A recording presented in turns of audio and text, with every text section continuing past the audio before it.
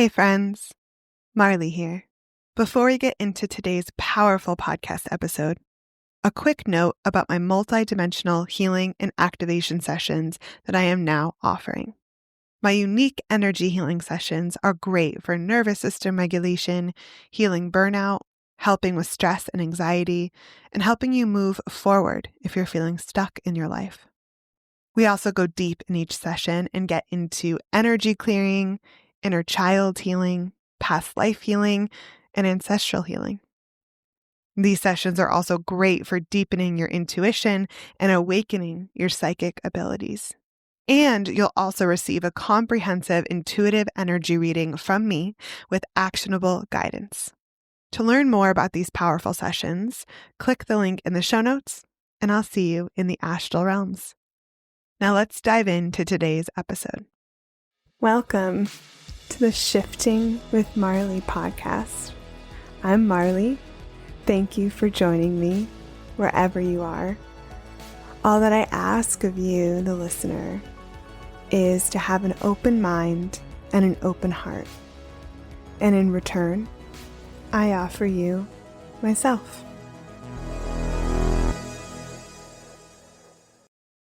Today, we're going to explore some of the major astrological transits that will be affecting the collective for the next several years, and also how we can work with these transits on a personal level.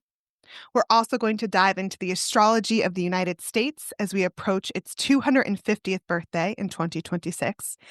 And while astrology is not predictive, it can help us understand the energies we are working with in our life and in the world, and it can help us make some sense of the events playing out and the emotions coming to the surface. And it can also help us see the patterns in cycles and learn from them. It's a powerful tool to help us better understand our world. Here to help us make some sense of all of this and share her wisdom is my favorite astrologer, Mahlet Yared, also known as Mahi. Mahi is an amazing and badass astrologer and writer. You may remember Mahi from back in episode 36 from 2023, Astrology and Ancestral Healing, where we discussed how to use astrology as a tool to help us understand and heal our generational trauma in order to unlock ancestral wisdom and abundance. In that episode, we also discussed some other major astrological transits that are still ongoing, including Pluto in Aquarius and what it means to be in the age of Aquarius. Welcome back, Mahi. It's so good to be here. Thank you so much for having me, Marlee. Thank you so much for coming back on the podcast. I'm just so grateful to connect with you again. Yes, we have a lot to talk about. The astrology for this month and the next several years is definitely spicy. Spicy, yes. And before we get started, can you please remind people where they can connect with you? Yes, I spend a lot of time talking about the stars on social media, mostly Instagram and TikTok at Just One Gursha. My offerings are at justonegursha.com, and I write weekly cosmic updates on Substack as well under Ask the Gursha Guide. Yes, and I highly recommend your Substack blog because it's amazing for everyone listening. Thank you. I love posting there. It's so fun to give people a little dose of what's going on in the stars just before you start every week. Yeah, I love that. So, like you said, Mahi, let's dive in. We have a lot to discuss, and things have been intense on Earth for a while now, to put it mildly.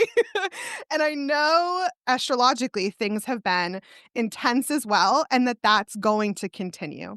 So, can you please just help us understand some of these major astrological transits and energies that we are working with? And I specifically today, so that this podcast is as evergreen as possible, want to focus on Neptune in Aries, Saturn in Aries, and Uranus in Gemini.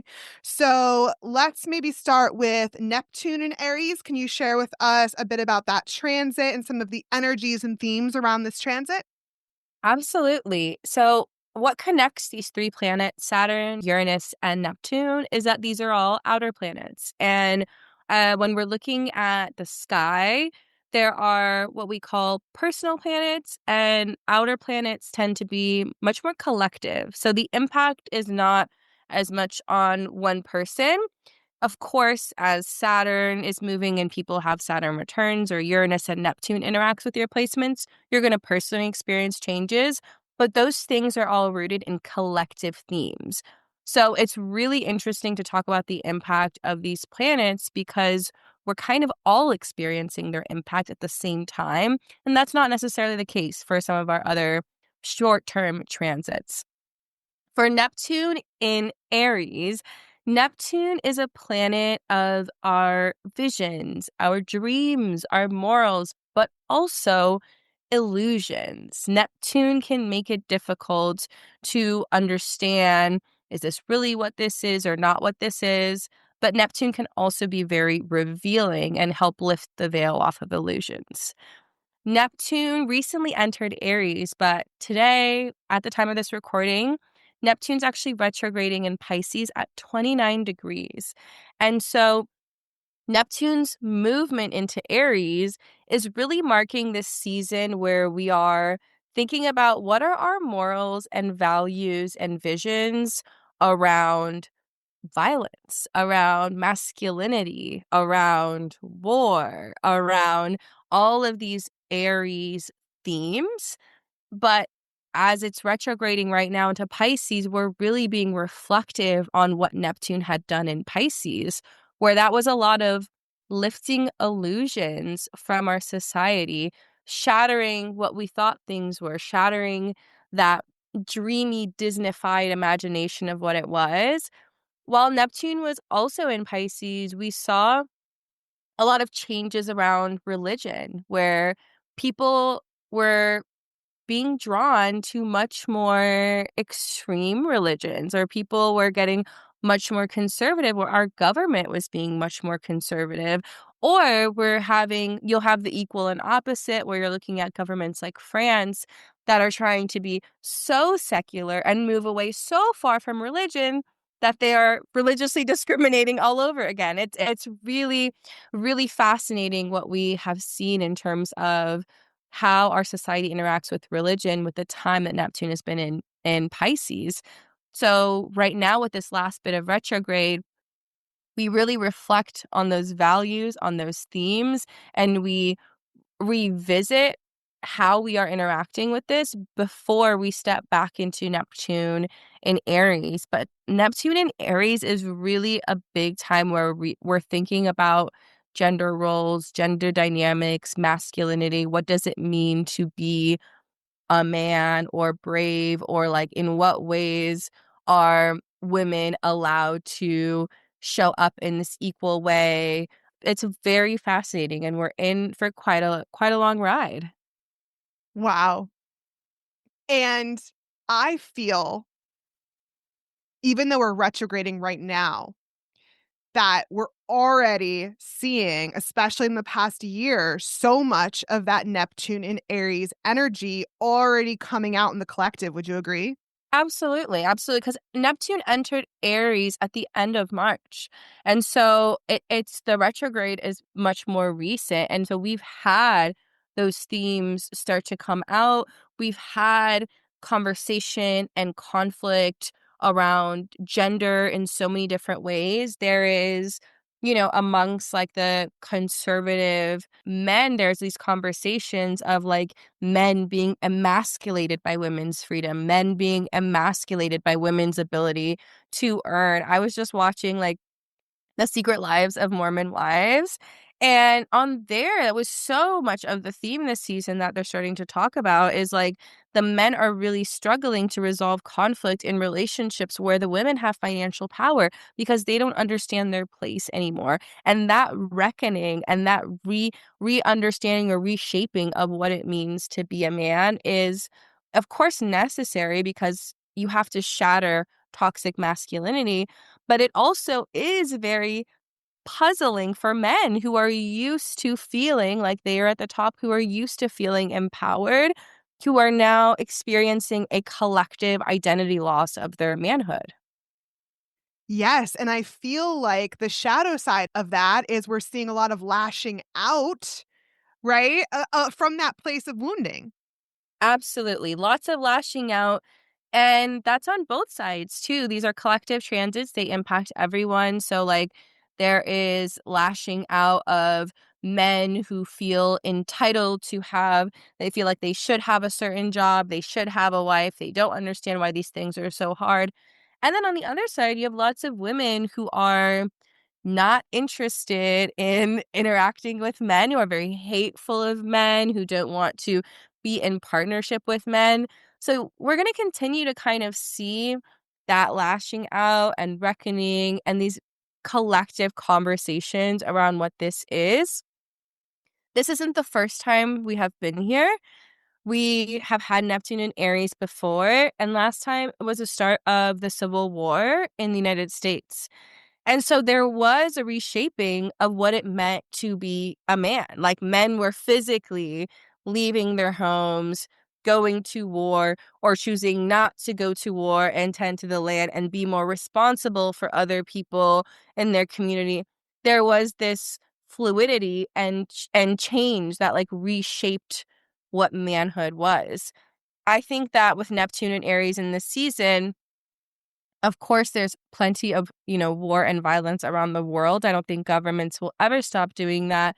But I also think there is a lot of wars that occur online, if that makes sense, like a culture war. Like we can have these dialogues and these conversations around masculinity on online platforms and really understand what that is. So I think what we'll be seeing is like much less maybe of a physical shift and much more of like conversations, collective movements. And it's really just the beginning, and no other astrologer, like none of us were alive the last time Neptune was in Aries. So I really love these collective transits because I feel lucky to experience them. It's like I could have lived a lifetime where I didn't even get to see Neptune and Aries, but I feel grateful to see how this concept of masculinity continues to change over the next 14 years.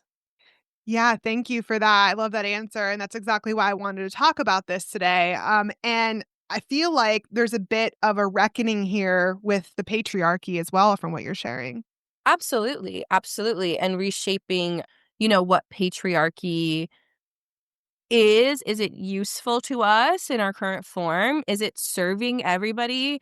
What I'm really looking forward to about Neptune and Aries is I don't think we've had enough conversations about how patriarchy harms everyone. I think for Neptune and Pisces, there was a lot of like the feminist movement was really desiring to like appeal to people and like, well, look at how it's harmed us and how it's harmed women. But the patriarchy has equally harmed and torn down men as well. It's robbed them of emotional connection. It's robbed them of relationships. It's robbed them of community. It's robbed them of true understanding and empathy. It's robbed them from playing meaningful roles in their families. And so the shattering is beneficial to everyone. And I think that's what Neptune and Aries makes obvious. The beauty of like when Neptune and Aries was happening in conjunction with the Civil War in America, it was really like families were forced to be shattered and to reshape and for people to occupy roles that better benefited the collective. How do we help us survive? How do we help our town get through this? And letting go of like, oh, well, I'm the man, I need to do this, because sometimes things are crazy. And Aries is the sign that it's like a warrior in war. And it's understanding that what needs to get done to help everyone simply needs to get done. And you have to put your ego aside and understand where you can be of highest value. Yes, I love that. And I feel like what's been playing out so far is a lot of the shadow side of this transit. So, if we can heal these wounds and learn these lessons, what do we have to look forward to on the high side of the Neptune and Aries transit? I believe that on the high side of Neptune and Aries, what we will experience is people feeling more ownership over like making the American dream a possibility. There has been our experience in the United States, there has been like through the lens of the patriarchy, almost that like it's the men who get to create and achieve the American dream. And Neptune is about our dreams and values. And so it should really empower everybody to move forward towards the dream, take action towards the dream. I mean, Neptune and Aries is literally like, don't just. I recently heard a quote that said this really well, which was when you pray to catch the bus and you run as fast as you can. Pray to catch the bus and run as fast as you can. And I feel like that really encapsulates Neptune and Aries. Pray for the thing that you want or the society that you want, and then you run as fast as you can to create it and you don't stop. It's a combination of having a spiritual desire for something and then also being so relentless in the way that you're going to move towards it. And so I think that in this at the end of this 14 years, we'll experience a society who feels meaningfully invested in making our communities better, where people show up to community meetings, people show up to town halls, people show up and feed each other. People don't just sit around like, oh, yeah, well, it's cool if I just sit over here and donate this thing. No, go out and feed somebody. Like, go do it.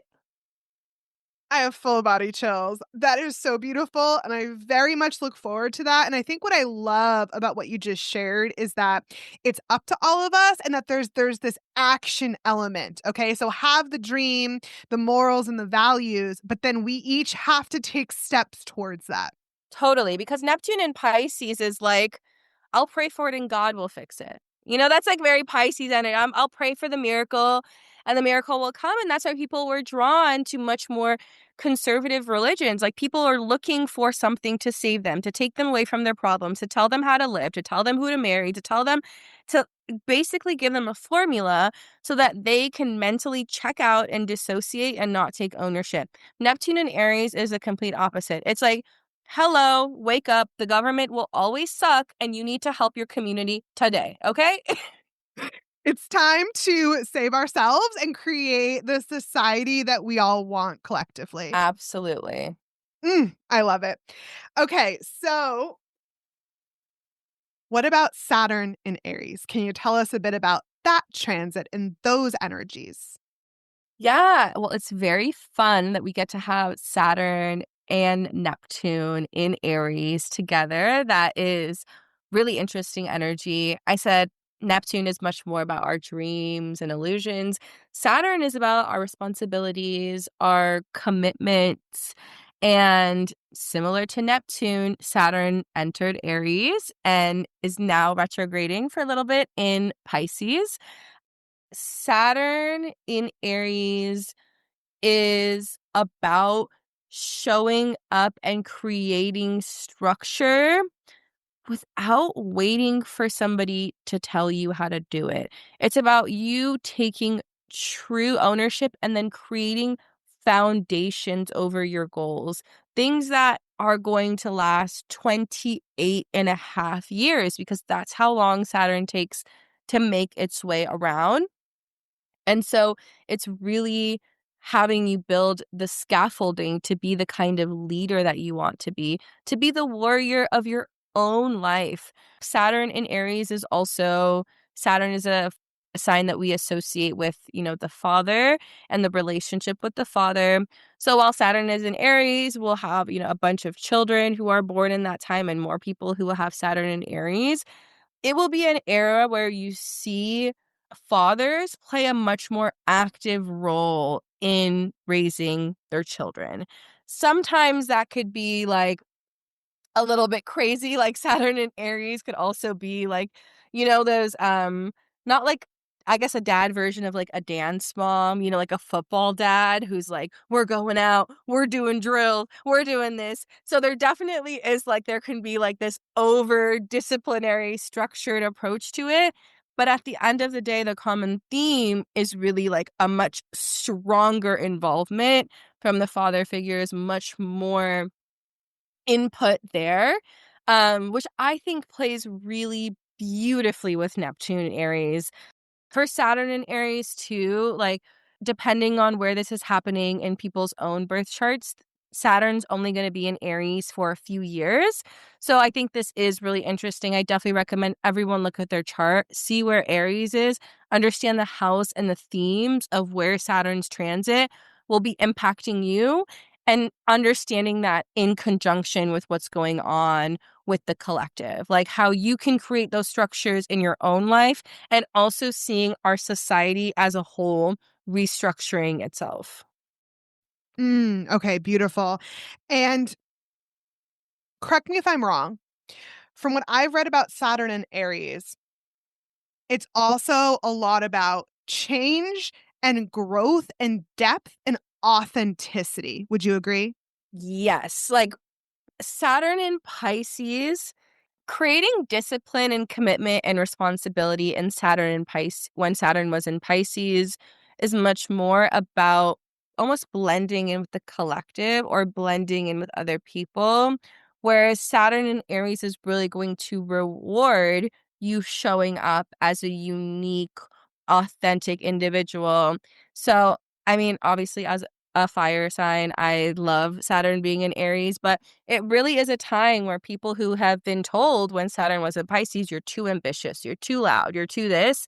When Saturn is in Aries, people are going to receive that very differently. People want to see that kind of, and that's what's going to be rewarded from people, is those who express themselves in a true, authentic way, even if it's not politically correct. Like, that's the beauty of Aries energy. It's like, it doesn't have to be the most diplomatic, politically correct way for you to express things. But if it's true to you, people are craving that truth.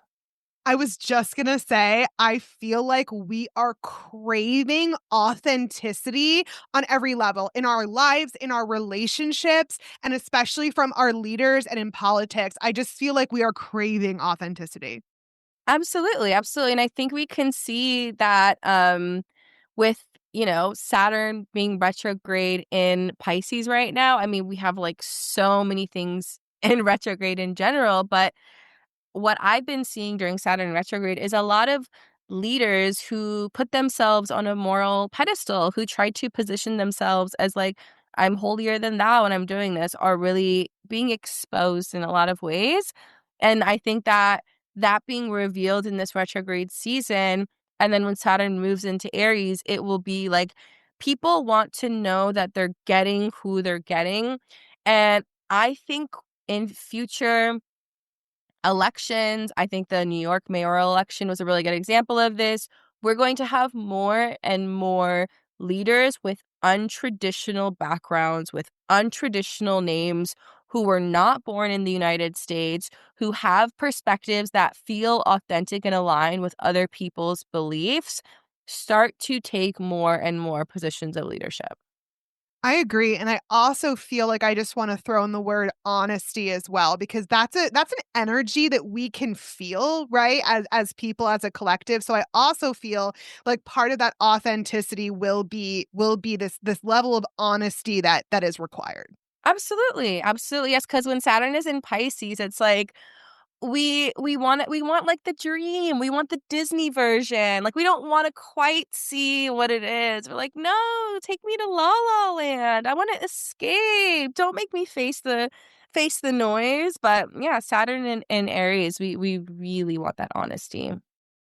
And one other thing, and I'm curious if you agree on this. I was reading about Saturn and Aries. There's this element of you talked about structure and foundation, but there was this element of time, and being more intentional with our time that I was reading about, and it almost to me felt like we have a lot of that Aries energy, but we're also being invited to break up with hustle and grind culture as well. What do you think about that?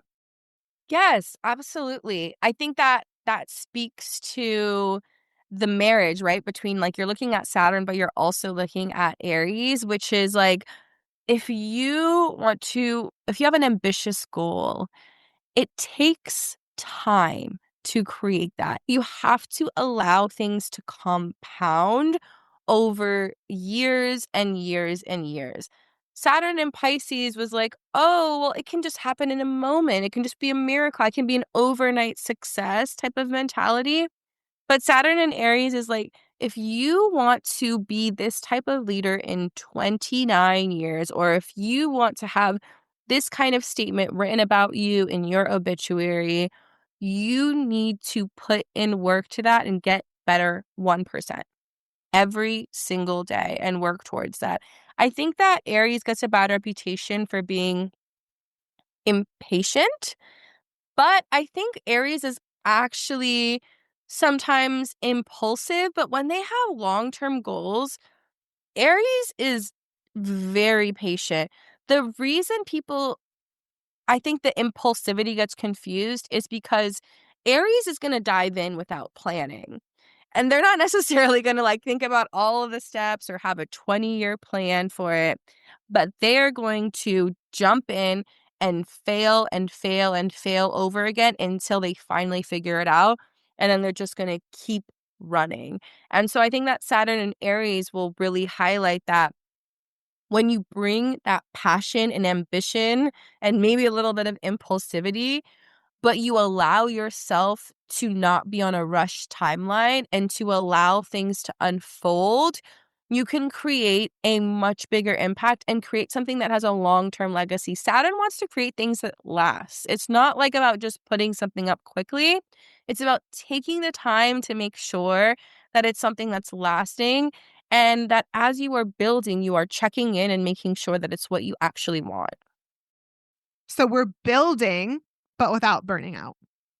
Exactly. Building without burning out and understanding that it's really about the long game. And again, I think Neptune and Aries like highlights this energy as well. It's just like playing this long game and setting the foundation for things we really care about. Beautiful. So can you tell me with Saturn and Aries, what is the low side and high side of these transits so we can look out for that? Ooh, okay. For Saturn in Aries, I think the high side of it, or something that is very positive about Saturn and Aries, is that I think this is the moment to make like your wildest dream a priority. And that doesn't mean you stop your whole life, but I think that you make it a priority. And I think that you actually sit down and think about what you can do on a weekly, daily basis to achieve that goal. And this energy is incredibly supportive of that. This energy is supportive in terms of you finding other spaces that fuel this ambition, places that you can get more information or more skills or whatever it is you need to make a possibility. I think that the downside to Saturn in Aries, or something that can be really challenging, is the impatience around it. I think that it's difficult to both want something really, really badly and also grapple with the fact that it needs time in order to ferment, and that you have to sustain your excitement, your commitment to it over an extended period of time. It sucks to want something really badly. I mean, I don't know how you are, but like when I want something or I'm trying to manifest something, sometimes I feel like I'm actually losing my mind because it's like I want it so badly that I'm starting to go crazy. And I think that that feeling can be challenging in Saturn and Aries because you know it will take time, but that doesn't mean it's easy to not feel the frustration and rejection while you are making it happen. Yeah, I feel that. That makes a lot of sense. And is there anywhere, in the world right now that you see that shadow energy of Saturn and Aries playing out? Ooh, I have found, like, as somebody who creates content, I have found a lot of conversations around like content creation and the kind of like money content creation should bring in. That's been a huge conversation on TikTok. And there have been, I think, some people who are upset with how much money content creators make because all they see is videos and they don't see the work that goes behind the scenes. And they also don't see the journey. A lot of content creators, okay, maybe they started creating content 5 years ago, but there are people who have been making videos since they were children. People have been working on editing classes. There's stuff that happens behind the scenes. And I think there's been an interesting dialogue around like people being upset that content creators get to have it so easy and make all this money. And then also, I've seen content creators who had maybe what feels like a quick rise starting to have conversations and admit about how much they're financially struggling and how much they haven't created a foundation that can support their business long term, how they rode this high and now that brands aren't spending as much money, it's bringing their business to a collapse. And so I found that really interesting. I think that's a big kind of Saturn and Aries theme. How do you have both the ambition, the excitement, the quick rise, but making the quick rise last is very hard. That's fascinating. I have also seen those conversations playing out. So that's very, very fascinating and the influence of Saturn and Aries. Let's talk about Uranus and Gemini. This is a big one. This is a big one. Can you tell us about that transit and those energies and themes? Yeah, Uranus is a fun planet. It is a planet that tells us a lot about disruption, change, rebellion, revolution. Like I said, we are in a retrograde season. So Uranus entered Gemini, and right now it's retrograding at 29 degrees of Taurus. And Uranus moves in a very unexpected way and really kind of shakes up what we're experiencing. I love Uranus and Pluto for these reasons because they're a little bit chaotic, but they are always moving us to something that will feel more aligned with our values as a collective. It gives us an opportunity to reshape our values.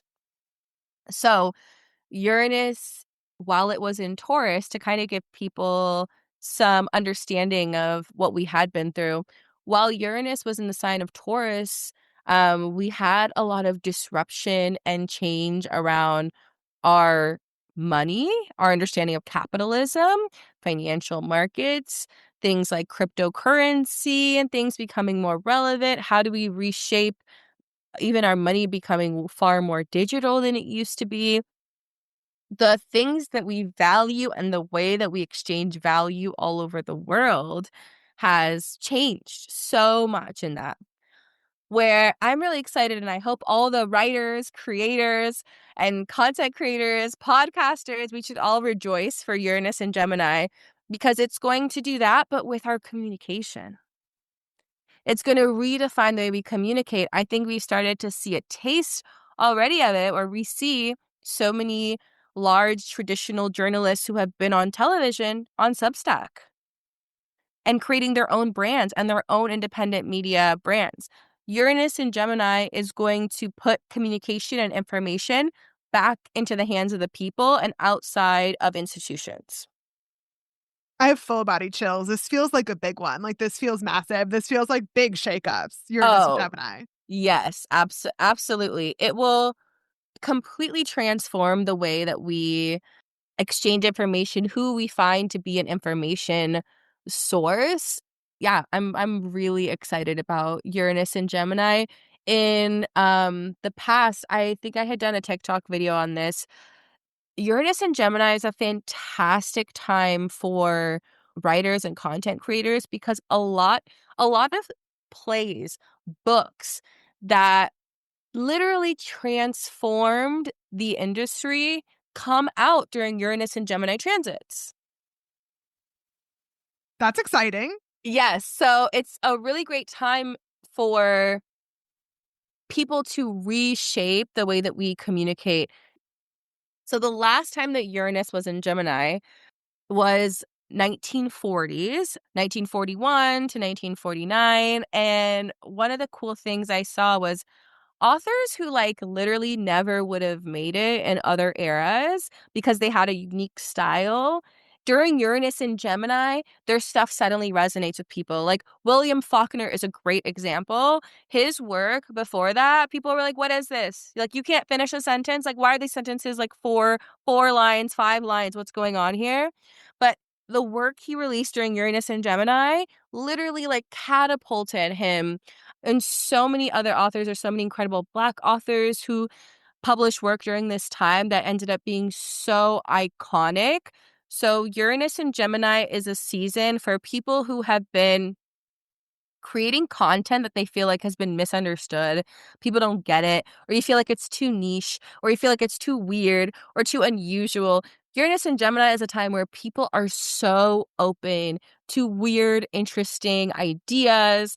And so I really, really recommend that everyone write, even if you're just writing in your journal, or if you're creating content, or if you have a business idea, please write during this time, because everything that you thought about what was necessary to be a good writer is going to be turned on its head.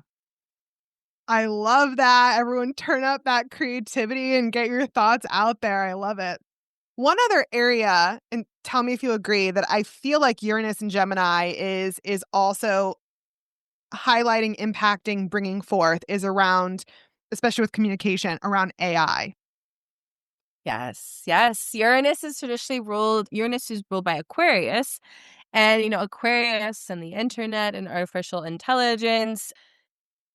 Absolutely. So I think that the way that AI has been introduced to our society during Uranus and Taurus was a lot about, oh, well, look at what we've created, this new technology. Of course it has value. Of course invest in it.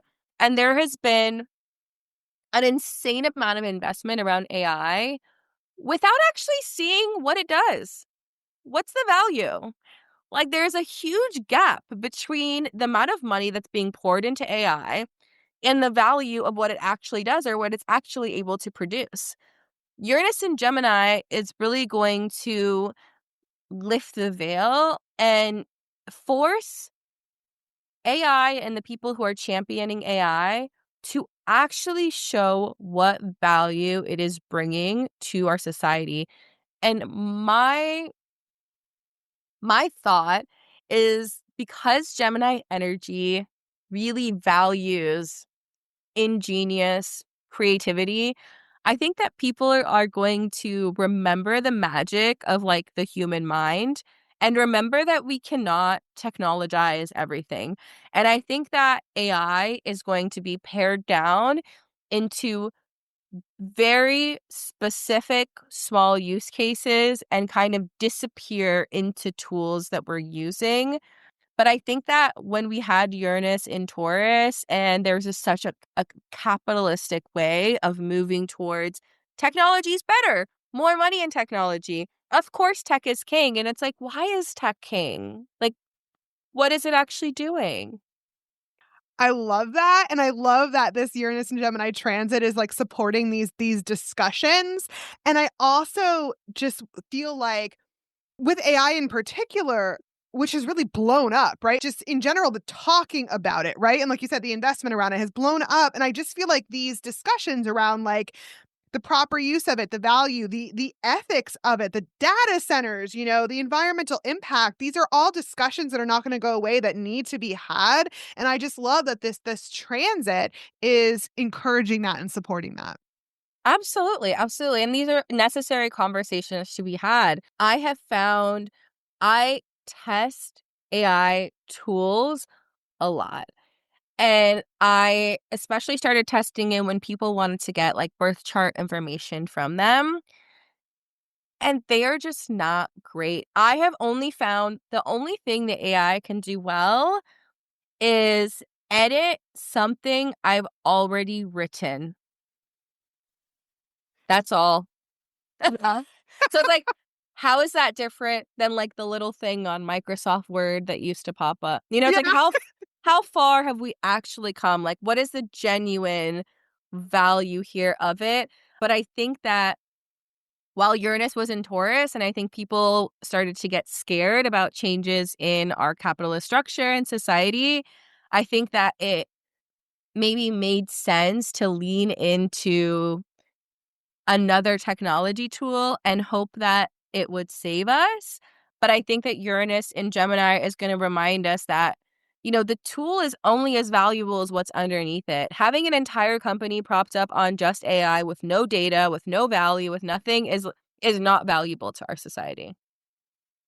Yeah, I love that. And so, can you share with us, please, the low sides and high sides of this Uranus and Gemini transit?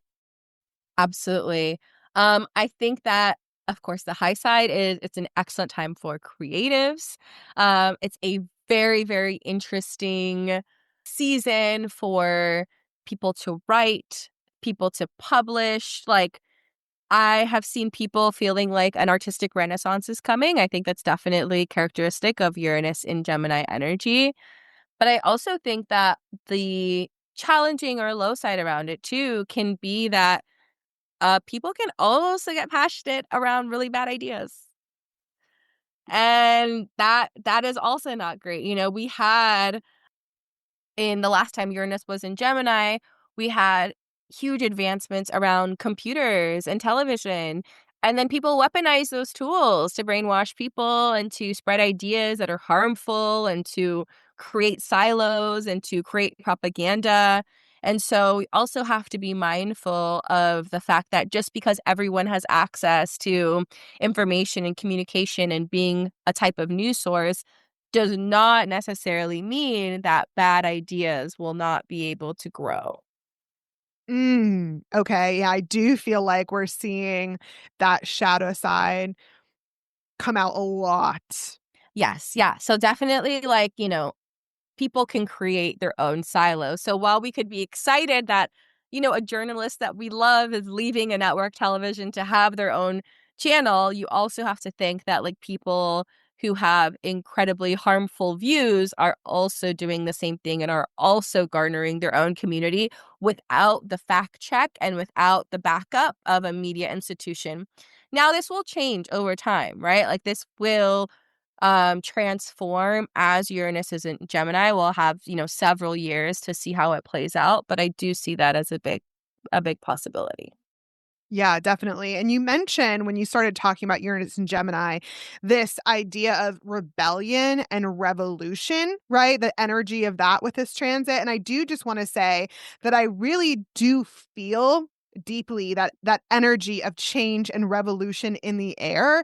And I also feel that people are ready for something new and different, and people are really, I feel at this point, really fed up and sick and tired of, these systems and structures that we have in place that harm people and planet and only benefit the people at the top.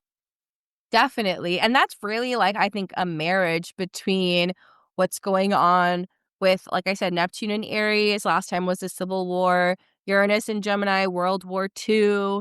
Pluto and Aquarius is the war that started this experiment of the United States. So these three transits that all happened during significant war times are now happening together.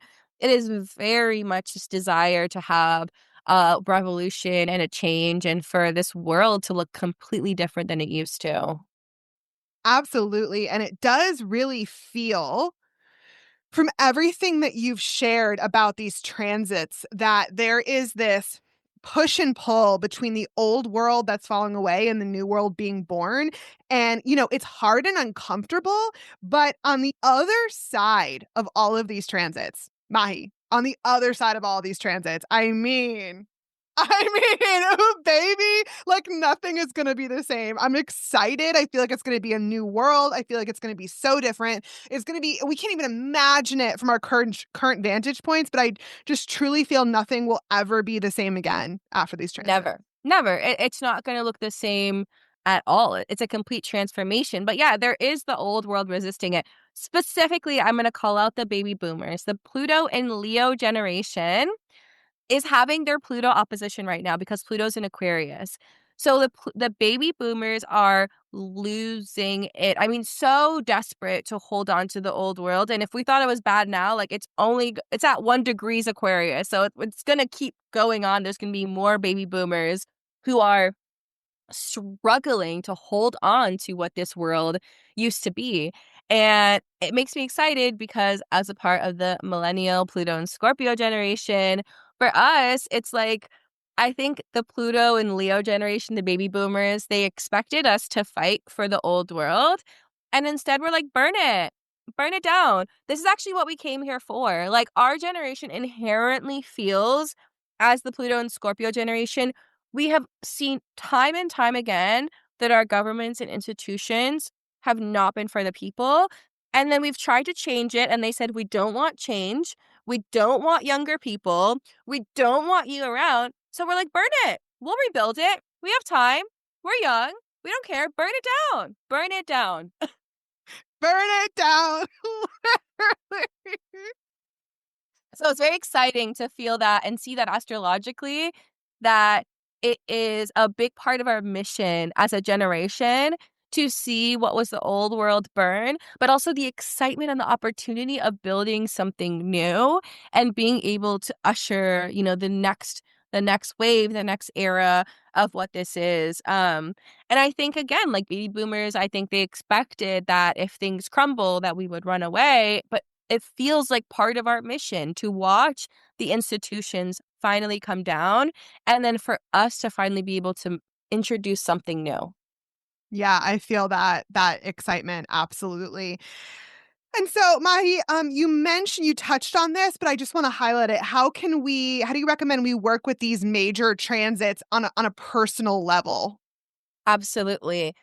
I think the first thing is just being open to change and transformation, not as a scary thing, not as a harmful thing, but something that is necessary.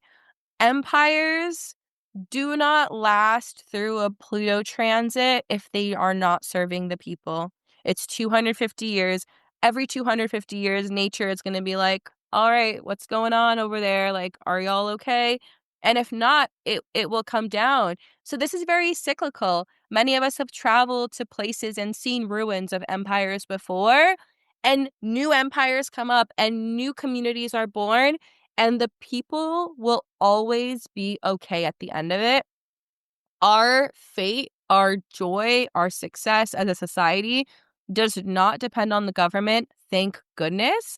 And I think that it's really important to see this fall of an empire not as a tragedy, but as an opportunity, and to be a more intentional member of your local community, support your local schools, support your local elections. Think about how you can get involved. There's so many town hall council meetings that people don't know are going on about decisions that impact your streets, about decisions that impact like a lot of your daily life. And so I really encourage people to, as you see maybe the larger institutions crumble and fall, think about how you can be a better member of your own village.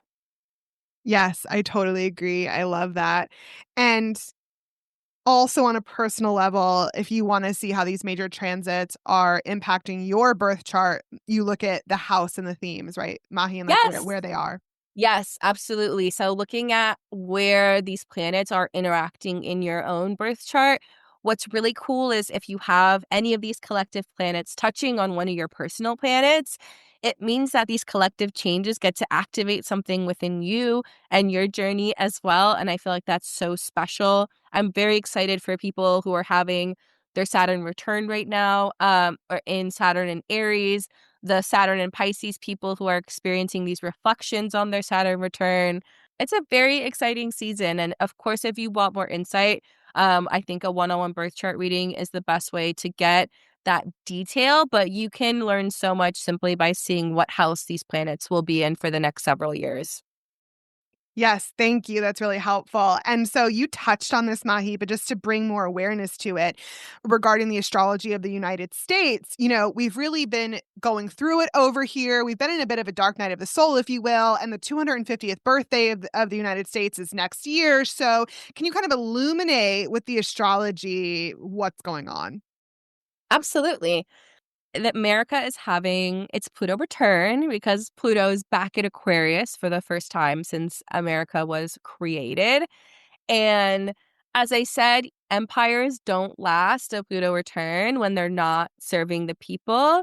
And I think that what we can experience during this 250th birthday is more than ever, there's going to be a lot of conversations around why is our government structured this way? Like, why do we have a two-party system? Down to the very basics, like, why are Indigenous people not in charge? Like things that people have not talked about in a big way are going to hit center stage and cause people to really revisit revisit what is the foundation of this. I think this Thanksgiving is actually a really big moment for that too, because we have the Black Lilith moon like conjunct Venus during Thanksgiving.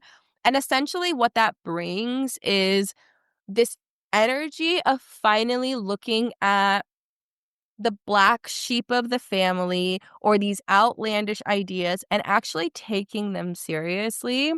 And whether you have family members with different political views, whether you have a Thanksgiving that is Disney-fied, where you don't think about the actual impact and meaning of history, this Thanksgiving is going to have a very different tone to it. Similar to, I think, that we saw this last, Indigenous Peoples Day or Columbus Day had a very different tone to it. I feel like more so than ever, the legacy or the speaking about Columbus was much more erased this last Columbus Day than any that I've experienced in my lifetime. And I think a lot of that is due to Pluto and Aquarius and kind of really being honest about what impact violence and genocide has had on the United States. I already see these conversations infiltrating the collective on a huge level. Absolutely. And so basically with the you said it's the Pluto return, right, of the United States. So it's going to continue to be intense. Everyone be prepared. You heard it here first. Yes, yes, absolutely. And it's like I said, it's challenging for the baby boomer generation who they were here, they came to Earth during Pluto in Leo, and they're very much toward the me generation. And what they did is they have restructured our society and our systems a lot to, where they got to experience a lot of the benefits and they kind of closed the door behind them. And so Pluto in Aquarius is incredibly committed to making things much more equal and accessible to people and putting power back in the hands of those who didn't have it. So whether that is we're seeing like more women in power, whether more people of color, I think that Pluto and Aquarius will be a time where we're starting to talk about having people who are not born in the United States in leadership in the United States and having an honest conversation about what percentage of our country is immigrants and not and how we've been representing. It's really massive. Pluto really shakes up in an intense way, but it does move so slowly. So it will be the Pluto return of the United States the whole time that Pluto is in Aquarius. But of course, the 250th birthday, or when Pluto becomes exact to that point, will be the most intense. But I think it will be a beautiful rebirth. That's essentially why Pluto destroys, is so that we can be reborn much better. And every empire that's fallen in a Pluto return, they were reborn much better. Yes. So it's the fall of empire, but it's the rebirth of something better. Yes. Absolutely. One thing I wanted to ask you, Mahi, is, a big thing that I've noticed as well is that all over the world, but especially within the United States, that everything that was once hidden beneath the surface has really come to light, right? It's on full display. All the corruption, all the flaws in the systems and the institutions, all the suffering, all the ways the systems are harming the majority of people and only benefiting those at the top, all the ego, all the ways the United States has been influencing the globe for its own self interest all these years, all the global harm, all the warmongering, right? All the once hidden connections. It's really all in our faces on full display, kind of hard to ignore anymore. And you can't really hide it anymore. So, is there something in the astrology that explains this? Oh my gosh, yes. Pluto, our small and mighty warrior. It's so rude of the astronomers to downgrade Pluto as a dwarf planet because Pluto's astrological impact is actually so massive. I will like typically describe Pluto as Pluto is the planet that's going to open the closet and pull out every single skeleton. And it's not even going to care. It doesn't care how you feel. It doesn't care how hard it is to process. It doesn't care how nasty it is. It's going to pull out every single skeleton of the closet. And so in this rebirth and in this falling of the empire, it exposes everything. I mean, things you didn't want to know. Like, there is so much that gets exposed in this reckoning. We could see that from media leading up to the American Revolution and leading up to the creation of the United States, of how many things were deeply exposed, of like how corrupt it was to have this colonial institution. But again, then it was reborn as another colonial institution. So, yeah, Pluto is very, very relentless. That's really exactly it. And I do feel like you said, we're being given this awareness and we're seeing all the skeletons so that we can do something about it and rebuild and build something better and new. Absolutely. Yes. What's beautiful about Pluto and Aquarius too is, all of this crumbling is so that more people can eat, more people are taken care of, more people feel supported, more people are empowered. We're also going to see a shift collectively in like the countries that we thought were at the top or first world are not going to be seen in that way as they're struggling in this era. And what you will see as a lot of countries that were maybe previously called third world or like uncivilized, those will end up being beacons and examples for community. I think a lot of time what's misunderstood is, people will see technology and development as a measure of a society. But Pluto and Aquarius is going to show that the countries that have all this technology and all this capitalism, they're really lonely. They're really separated from each other. We're not hearing the same kind of disease and loneliness epidemics from countries where people are mostly in rural communities that have free healthcare in their countries, that have their basic needs met, that you can be living in a little hut with a little bag of clothes and be more nourished and taken care of than you can in an apartment in the United States of America. And like that reality is going to be so visible to people that it will literally shift what we consider to be a successful country and what we consider to be a failing one.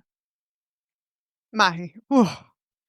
I mean, I feel that so deeply in my heart. I am just so thankful that we're having this conversation today. Just thank you so, so, so much, truly. Whew, man, it's like I don't even have words. It's like, yes, please. I know it's hard. I know it's hard and I know it's so uncomfortable. And then the crumbling, it's so uncomfortable, but like, oh my gosh, it's so needed. It's so needed. It's so needed, and it is so worth it because we have known that the status quo has not been working for a very long time, and it's an intense shakeup that is able to bring these rebirths. And with Pluto, it's like I love the way it can take down. It's always the empires that you're like, Rome will never fall. Constantinople will never fall. And then Pluto comes around. It's like, just kidding. Like, absolutely the end. Like, you will be in ashes because it's really about what is underneath the surface of what has been built. And what's underneath the surface of the United States of America, honestly, is an institution that has been harming a lot more people than it's been helping. Absolutely. And built on harm. I mean, that's how we were formed, The right? So. foundation, yeah, the foundation is on harm, and Pluto and Aquarius wants our foundation to be community. Oh, yes, please. And one thing I wanted to ask you as well, especially with the United States astrology, is even beyond 2026, what are the energies and themes we can expect? And I'm especially interested in 2027, just because I've heard a lot of talk about 2027 and then that's a really pivotal year. So can you kind of share with us a bit about kind of the future? Yes, yes. As I mentioned, Pluto moves very, very slow. So, like right now, we're still kind of ramping up to the Pluto return of the United States. And I said that peak point next year is going to be very intense, but 2027 is also very much part of that peak. And so it's really going to feel like the nastiest part of the crumbling empire in 2027 for us as a collective. Now, how that's going to look, like, it doesn't mean like your neighborhood necessarily will look differently, but it's like our systems, our institutions, they're going to be really different, and things might be not as you're used to. Things might crumble. You might see companies, you might see services that you have always kind of relied on fall away. And I think the beauty of Pluto and Aquarius is it actually really encourages us to, instead of relying on the institutions or relying on a fancy leader, up in a government building to save us, what it does is it pushes people to fill in the gaps and to be there for each other in a different way. So, for example, I've been seeing a lot of conversation around, of course, like problems with the cost of healthcare, problems with the cost of childcare, right? These being huge themes. Our government clearly has had many conversations. They can't figure it out. They can't figure it out. And so Pluto and Aquarius crumbling will feel like people really not being able to rely on hospitals in the way they used to, or people being able to rely on daycare centers the way they used to.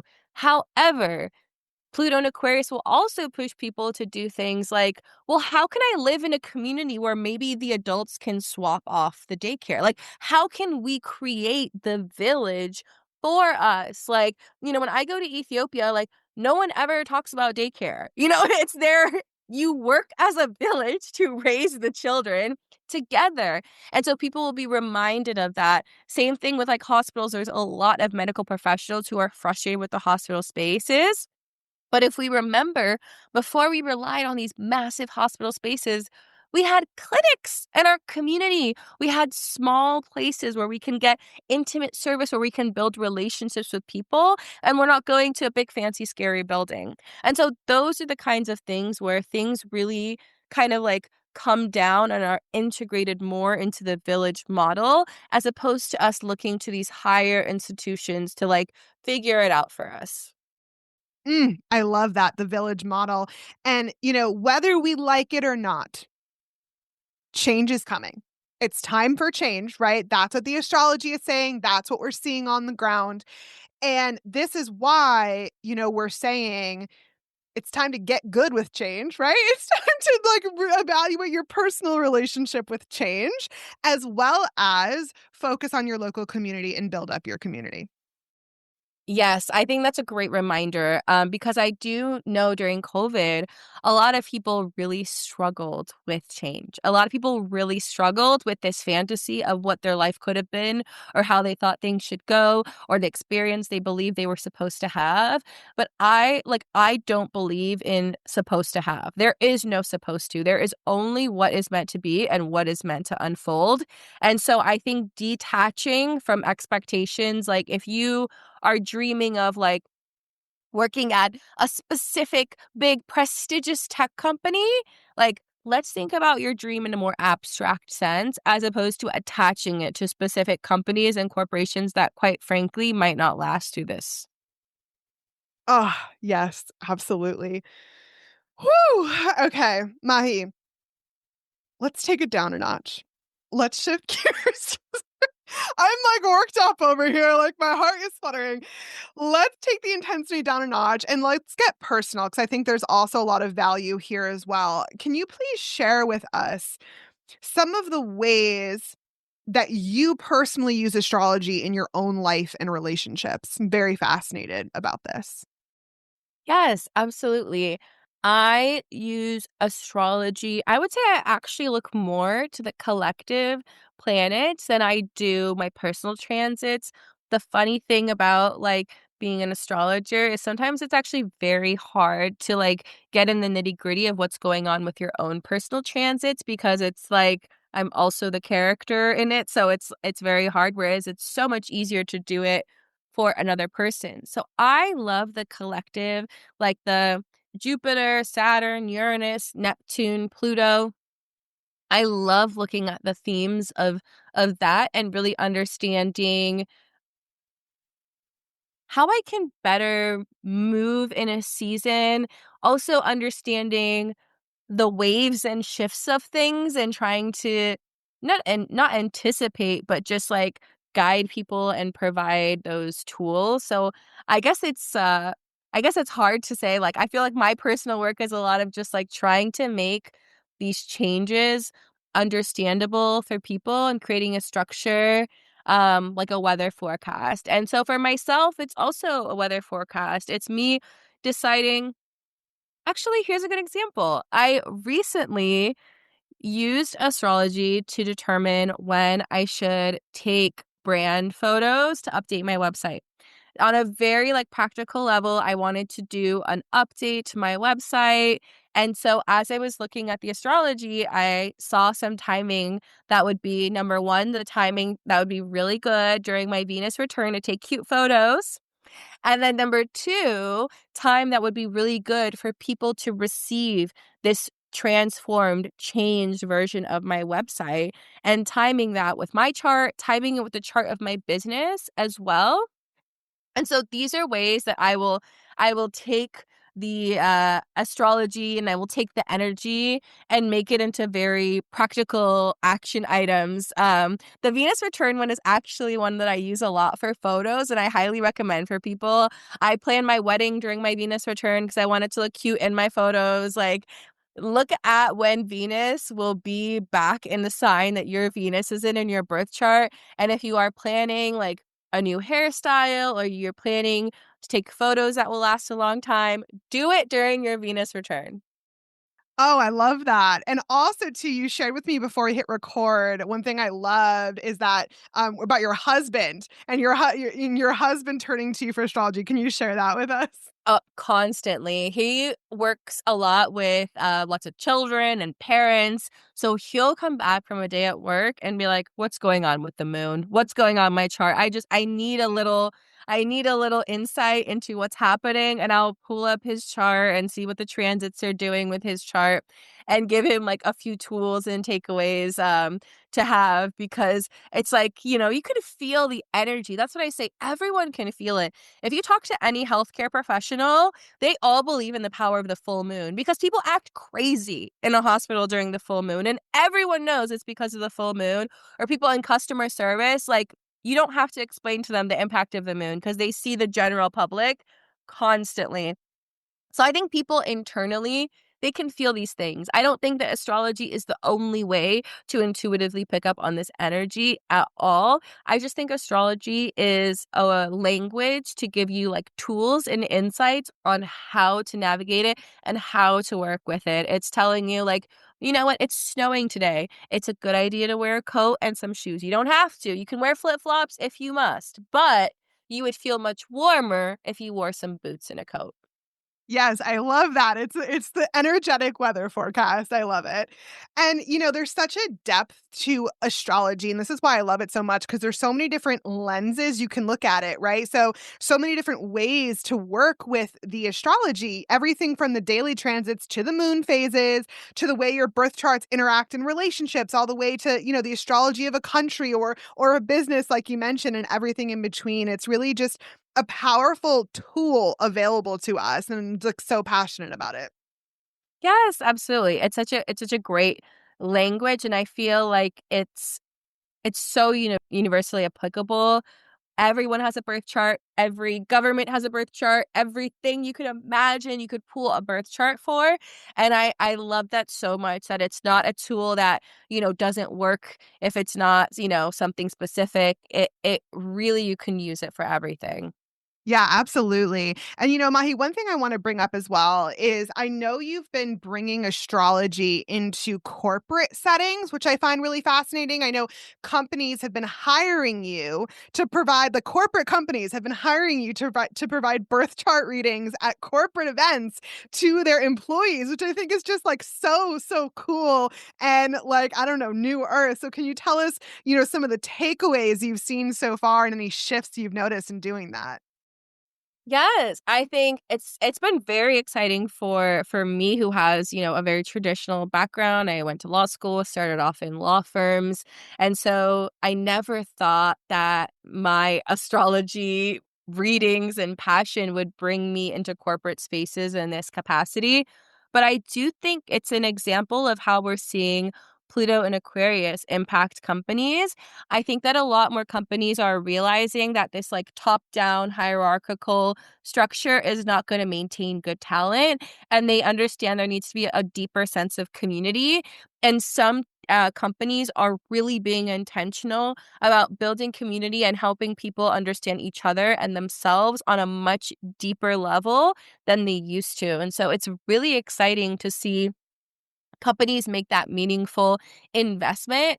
I think contrary to popular belief, like astrology has always been in corporate and government spaces, like always, always, forever. I always will joke sometimes about how, the government's astrologer has like really scheduled an election on a crazy day or something. Like we've always been in these spaces, but I think that it's going to be in a much more public way because, like I said, with Neptune in Pisces, we also had a lot of this kind of religious extremism as well. And that kind of like attacked other modes of understanding ourselves and kind of confused like spirituality and these tools. And the truth is, everything has always coexisted together. Astrology is a secular tool, it's available to everyone. You don't have to believe in anything. The moon does not change whether you believe in it or not. Like irrelevant, we're still going to have a full moon. And so the impact that I have seen is seeing employees feel really excited and energized about how they can use their skills in the workplace. But I've also seen people really shedding a lot of shame around qualities in themselves that they thought were making them bad at parenting or bad at relationships or bad at their job. And I think working with a birth chart helps people see that everything really works together and everything is a story together.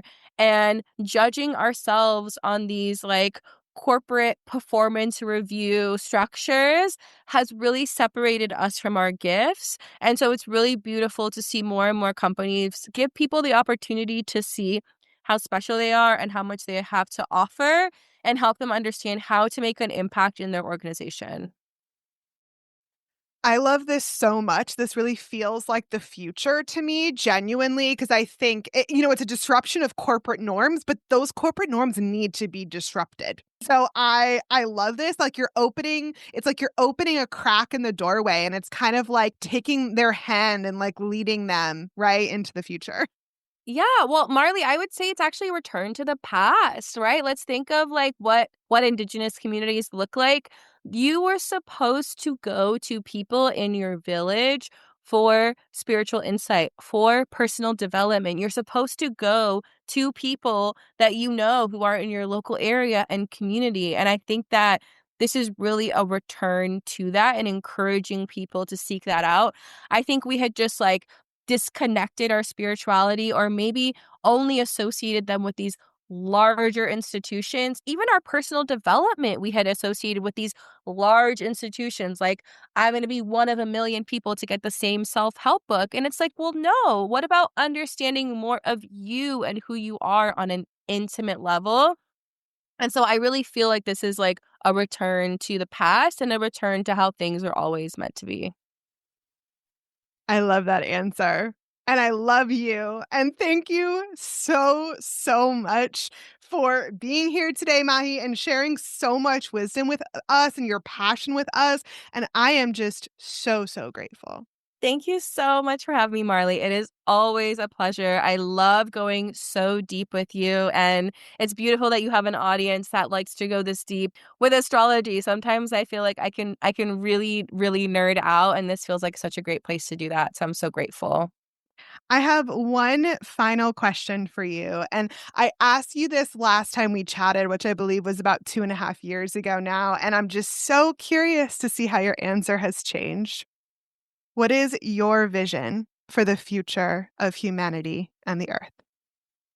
I want people to feel like they are a part of their village. I really want people to feel like they know their neighbors and that they have resources in their local community and that they don't feel as lonely as capitalism has made us. As we've learned today, the energies are ripe for change, growth, transformation, healing, and also action. The question is, will you meet the moment? Are you willing to let go of the stories that no longer serve your highest and greatest good? Are you willing to let go of the systems and structures and institutions that no longer serve the highest and greatest good of society? Are you ready and willing to build something new for yourself, your community, and the world? Do you have the courage to dream big and then start taking steps to act on those dreams? Are you ready and willing to embrace change? I, for one, hope the answer is yes. I'll end today with a quote from astrologer Jill Winterstein. "The winds of change are coming. Those who set their sails intentionally will find themselves carried to new and exciting shores, while those who anchor to the past may find themselves fighting against an increasingly powerful current. These astrological transits invite us all to become conscious participants in our evolution, both individually and collectively. How will you answer this cosmic call?"